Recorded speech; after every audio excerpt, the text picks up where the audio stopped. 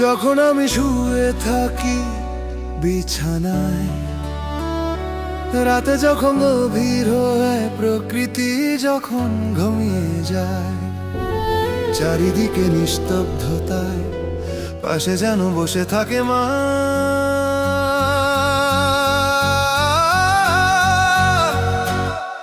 যেন হাত বুলিয়ে যায়, যেন ঘুম পাড়িয়ে যায়, যেন বলে খোকা ঘুম